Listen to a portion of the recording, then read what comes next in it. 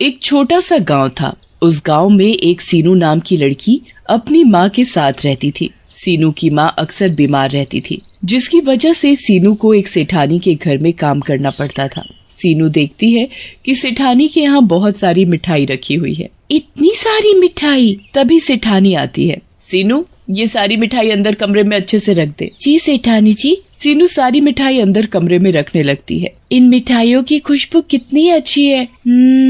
और देखने में भी कितनी खूबसूरत लग रही है। लगता है खाने में ये उतनी ही स्वादिष्ट होगी। मिठाई देखकर सीनू के मुंह में पानी आ रहा था। वो अपने मन को रोक रही थी। तभी उसने देखा कि सेठानी बाहर आंगन में गई हुई है। तो उसने सोचा, सेठानी के घर में तो इतनी सारी मिठाइयाँ हैं, हम गरीब को तो मिठाई नसीब तक नहीं। अगर इतनी सारी मिठाइयों में से एक मिठाई कम हो जाएगी तो सेठानी को क्या पता चलेगा। ये सोचकर सीनू उन सारी मिठाइयों में से एक मिठाई चुपके से खा लेती है।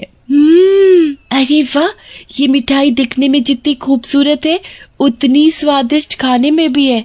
ऐसा करती हूँ, एक और मिठाई चुपके से खा लेती हूँ। इतनी सारी मिठाइयों में एक और कम हो जाएगी तो सेठानी को क्या पता चलेगा। फिर सीनू उन सारी रखी मिठाइयों में से एक और अलग तरह की मिठाई खा लेती है। अरे वाह, ये मिठाई तो उससे भी ज्यादा स्वादिष्ट है और मुलायम भी। खाकर मजा ही आ गया। ऐसे ही सीनू एक एक करके बहुत सी मिठाई खा जाती है। तभी सीनू के मन में ख्याल आता है, आज दिवाली है और मिठाई खरीदने के लिए पैसे भी नहीं है। पता नहीं सेठानी दिवाली की मिठाई के लिए पैसे देगी भी या नहीं। मैं इन मिठाइयों में से 2-4 मिठाई छुपाकर घर ले जाती हूँ। माँ मिठाई खाएगी तो खुश हो जाएगी और इतनी सारी मिठाइयों में से सेठानी को कुछ भी पता नहीं चलेगा कि मैंने इसमें से मिठाई चुराई है। और फिर सीनू अपने दुपट्टे में मिठाई छुपा कर रख लेती है और जब घर का सारा काम कर लेती है तो अपने घर जाने लगती है। तभी अचानक से उसके हाथ से दुपट्टा छूट जाता है और सारी की सारी मिठाई गिर जाती है। ये सब सेठानी देख लेती है। तू मिठाई चुरा कर भाग रही थी, रुक, तुझे तो मैं अभी बताती हूँ। फिर सेठानी पूरे गांव के सामने बताती है, ये सीनू मेरे घर से मिठाई चुरा कर भाग रही थी। मुझे माफ कर दो, मैंने तो सिर्फ थोड़ी सी मिठाई ली है। कल दिवाली है और मेरे पास मिठाई लेने के लिए पैसे नहीं थे। ये सोचकर मैंने थोड़ी सी मिठाई ले ली। सीनू सारे गांव के सामने अपनी बेइज्जती बर्दाश्त नहीं कर पाती और वो अपने घर जाकर पंखे से लटक कर जान दे देती है। जब सीनू की माँ सीनू को मरा हुआ देखती है तो वो भी मर जाती है और मरने के साथ ही सीनू एक भयानक चुड़ैल बन जाती है। तुम लोगों की वजह से मुझे अपनी जान देनी पड़ी और मेरी माँ भी मर गई, वो भी एक मिठाई लेने की वजह से। अब मैं तुम सभी गाँव वासियों को मिठाई खाने के लिए तरसा दूंगी। और फिर ऐसे ही 1 साल बीत जाता है और फिर दिवाली का दिन आ जाता है। गांव के सभी लोग दिवाली की तैयारियों में लगे हुए थे।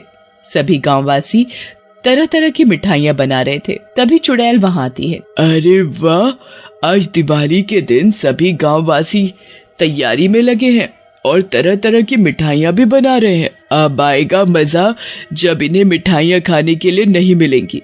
और फिर जब सभी लोग अपने अपने काम में लगे हुए थे तो चुड़ैल छुपकर सभी गांववासियों की मिठाइयाँ चोरी करके खा जाती है। अरे वाह, मिठाई खाकर तो मजा ही आ गया और जब इन्हें मिठाइयाँ नहीं मिलेंगी तब तो मुझे और भी मजा आएगा। और फिर कुछ देर बाद सेठानी कमरे में मिठाई लेने जाती है तो हैरान हो जाती है, मेरी मिठाई, अरे मेरी मिठाई कहाँ गई? अभी तो मैं यहाँ रख कर गई थी, फिर मिठाई कहाँ चली गई? हाय रे, अब हम मिठाई के बिना दिवाली कैसे मनाएंगे? सेठानी पूरे घर में देख लेती है पर उसे मिठाई कहीं नहीं मिलती और वो रोने लगती है। हाय रे, मेरी मिठाई ना जाने कौन चुरा ले गया। चुड़ैल सेठानी को रोता देख बड़ी खुश होती है। मुझे मिठाई चोर बोला था ना, मैं भी देखती हूँ कि तू दिवाली पर कैसे मिठाई खाएगी। ऐसे गांव के सभी घरों की मिठाई चोरी हो जाती है। कोई भी गांववासी दिवाली पर मिठाई नहीं खा पाता और फिर ऐसे ही उस गांव में जब भी दिवाली होती तो वो चुड़ैल सभी गांववासियों की जितनी भी सारी मिठाइयाँ होती वो चुरा लेती और खा जाती। गांव के लोग मिठाई को छिपाने की कितनी भी कोशिश कर लेते पर चुड़ैल सारी की सारी मिठाइयाँ ढूंढकर चुरा कर खा जाती। पर आज तक किसी को पता नहीं चल पाया कि सारे गांव की मिठाई आखिरकार दिवाली पर ही कौन चुराता है। कल दिवाली है और सभी गांववासी ये सोचकर चिंतित हो रहे थे। कल दिवाली है, पता नहीं इस बार भी दिवाली बिना मिठाई के मनेगी या नहीं। इतने साल हो गए दिवाली पर मिठाई खाए हुए, अब तो बस मिठाई की याद ही बाकी रह गई है। हम सभी लोग इतनी मेहनत कर कई मिठाई बनावत है, पर जाने कौन ससुर का नाती है जो हमार बनाई मिठाई चुरा के ले जावत है। अगर ऊ हमका मिल गवा तो हम ऊ की टंगवा ही तोड़ दे। हाँ, सही कहा तुमने। गांव के सभी लोग तरस गए हैं मिठाई के लिए। चलो भाई चलो, चलते हैं। कल दिवाली है और बहुत सारी तैयारियां भी तो करनी हैं। हाँ हाँ, चलो चलते हैं। फिर सभी लोग अपने अपने घर चले जाते हैं और दिवाली की तैयारियों में लग जाते हैं। पूरा गांव रोशनी से जगमगा रहा था। इधर चुड़ैल भी खुश हो रही थी। कल दिवाली है और इस बार भी मैं हमेशा की तरह गांव के लोगों की सारी स्वादिष्ट स्वादिष्ट मिठाइयाँ चुरा कर खा जाऊंगी। जब इन गांव वासियों को मिठाइयाँ नहीं मिलेंगी तब बड़ा ही मजा आ जाएगा। इन गांव वालों ने भी मुझे बहुत तड़पाया है। इन्होंने तो मुझे मिठाई चोरी बना दिया। फिर चुड़ैल दिवाली के दिन का इंतजार करने लगती है।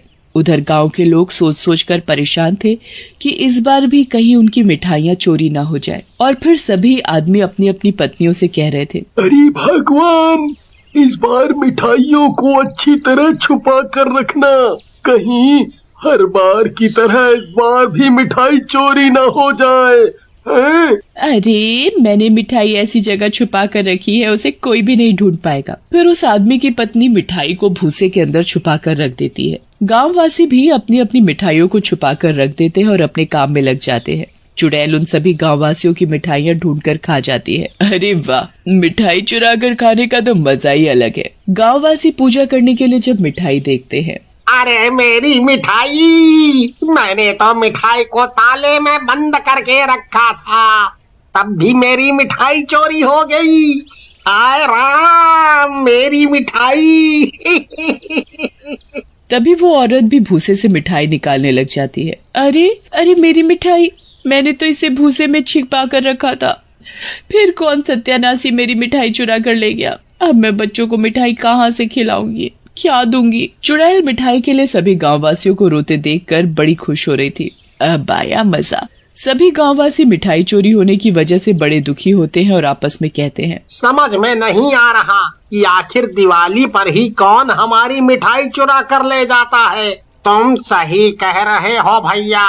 तभी गांव की एक औरत कहती है, मुझे तो किसी भूत प्रेत का साया लगता है।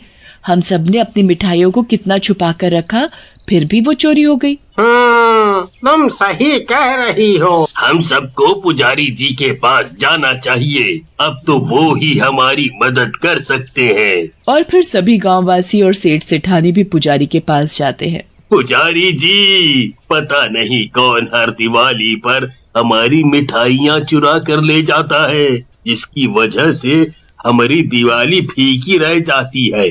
हम दिवाली पर मिठाई खाइबे का तरस गए हैं, भला बिना मिठाई के भी कौनो दिवाली होती है।